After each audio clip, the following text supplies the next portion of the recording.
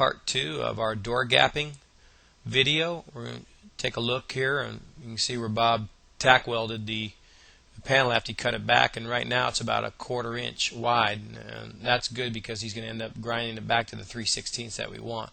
As you can see, that panel has been welded, and you want to keep from splitting it, and that's why when you weld it you have to do it 1-inch increments at a time, and the panel won't split between the seam that's on the back and the front. And you can see he's got this welded solid and put a straight edge on here, and nothing has moved, and it's been welded very slowly. You can also see the chain on the outside of the weld tells you how small his beads are, but he hooks them up and makes a continuous looking bead.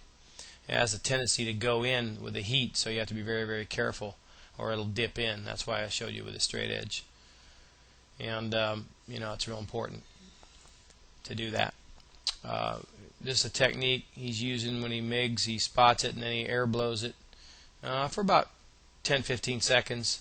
Keeps it pretty cool and doesn't let any of the heat go out over into the panel to warp it.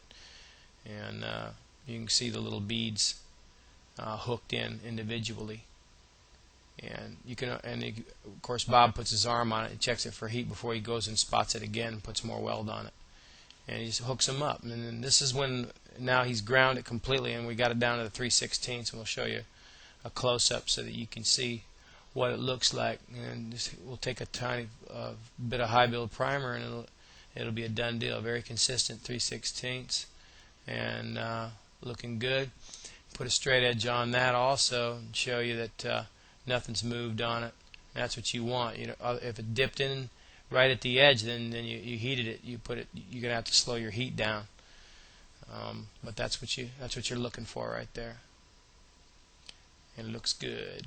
Now we go over to the door, fender, drain cowl, and windshield pillar, and you can see we have a 1/8 inch gap that we've done on the windshield pillar, and that's about what we like. It's a nice looking transition. You don't want it as wide, but you can see how consistent we have the gap in the door to the cowl, where it's 3 panels, just like a city street, a highway would be when you looked at it from up above the aerial view. You want everything consistent, so everything just flows real nice.